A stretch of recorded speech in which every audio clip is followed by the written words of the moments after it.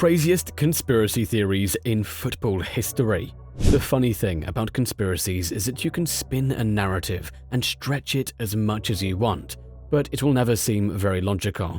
But then again, there are some conspiracies that, if you listen to them in detail, will seem much closer to reality than the original thing. So how can we expect football to be away from conspiracy theories? Fans, especially the aggrieved ones, come up with a logic of their own just to console themselves that maybe their team's misfortune isn't due to a lack of ability. So let's start talking about some of the craziest and most outlandish conspiracy theories in football history. Before we begin, make sure to subscribe to our channel and turn on your notifications, because who says no to good content, eh? Alright, ready? Let's begin. Howard Red Devil Webb. These days, Manchester United seem to be playing like a team that is lucky to be in the Premier League. They'd spend millions on new faces and the results will be the same. Mediocrity is what you can associate with the residents of Old Trafford these days, and even referees don't seem to be helping them. That was not the case when Sir Alex Ferguson was at the helm. Because of the Scotsman, there was always this dark cloud over match officials, who really needed to be on point in their decision-making.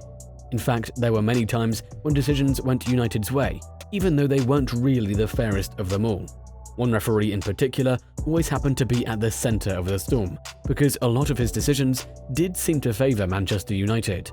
In fact, things got so far in 2011 when Liverpool forward Ryan Babel posted a picture of Webb in a Manchester United shirt.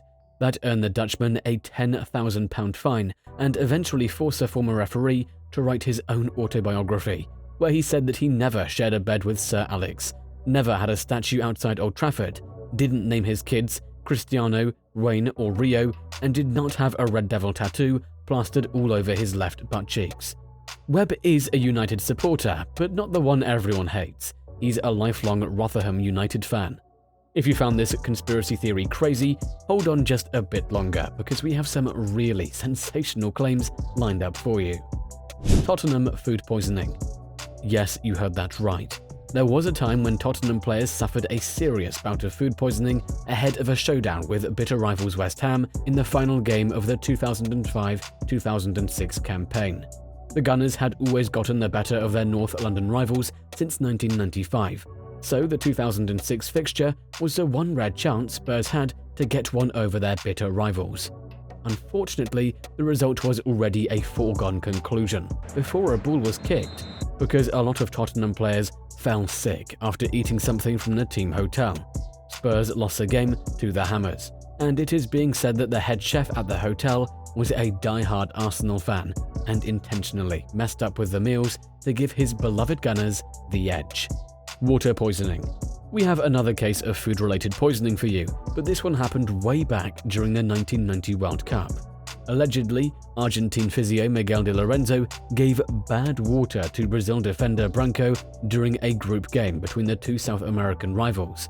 According to the Selecao defender, he felt sick and dizzy after drinking from the bottle, which impacted the result, since the Albiceleste managed to score the only goal of the game.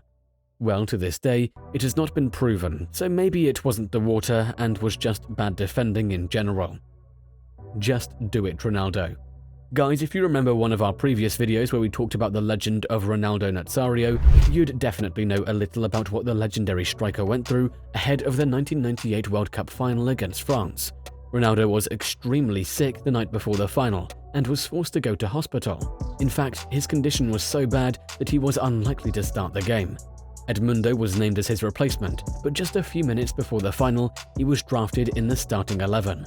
Throughout the game, Ronaldo was a mere spectator and did not look like the world beater he had been throughout the tournament. It has been said that Nike, who was sponsoring the Brazil national side, forced the striker to start the game and even threatened him that they would end the sponsorship deal they had with him. To this day, we have not seen any proof of this theory, but knowing how cutthroat brands can be, they must have said something to Ronaldo or the Brazilian football authorities that forced them to make a call that played a big role in the South Americans losing the final. And yes guys, now we have an extremely outlandish theory to talk about. It is so outlandish that you won't even believe it. The Ghost World Cup. The 1958 World Cup was the moment when the world was introduced to Pelé. The young Brazilian guided his team to World Cup glory, but did you know that there's this group of people who claim that this World Cup never happened? Sweden were the hosts, and it is being said that not a single game happened there, and that the USA hosted the World Cup in its own backyard because they really wanted to test how powerful of a tool television could be. A very famous Swedish historian named Bror-Jacques de Vejen said that he watched every single game on repeat, and the buildings in the background were nowhere near to the buildings you normally see in Sweden. He claimed that the 1958 World Cup was actually a CIA experiment during the Cold War, because people at Langley and the Pentagon wanted to see how much television can influence the common people. You heard that right, folks. 2002 World Cup and a dirty referee. One of the greatest upsets during the 2002 World Cup happened when co-hosts South Korea booked a place in the last four after humbling Italy and Spain. Those two results were real shockers, but if you watched both games, you would definitely question the quality of officiating. Byron Moreno was the referee during the game against Korea, and he made some very questionable decisions. And you have to feel a little suspicious because Moreno was convicted for drug trafficking.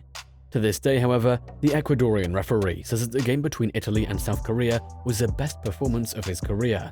To add a little context, some of his controversial decisions included disallowing 2 Italian goals for highly debatable offsides, awarding Korea a very soft penalty, looking the other way when Italy deserved a penalty, sending off Francesco Totti.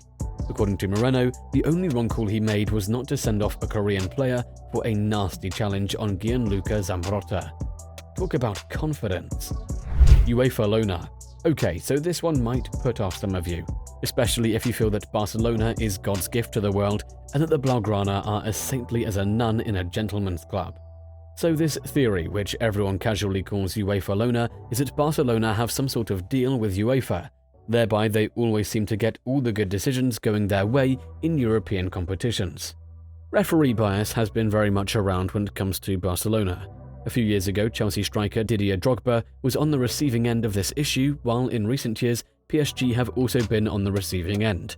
What really irked people during Pep Guardiola's time at the club was that Barca players always seemed to bully match officials into making favourable decisions for them. But hey, we're not going to say much about it because, let's be honest for a second guys, we simply don't have enough proof. Yet. Although the Spanish Football Federation may, which is why they've opened up this new case against Barcelona where it is being claimed that they have been bribing referees. So maybe UEFA Lona, or Barca Liga, is a thing. Who knows? Alright people, so that's the end of the show. Do you have any crazy conspiracy theories for us? Sound off in the comments, and before you go through our channel because we have a feeling that you might just like some or most or even all of our content. Till next time.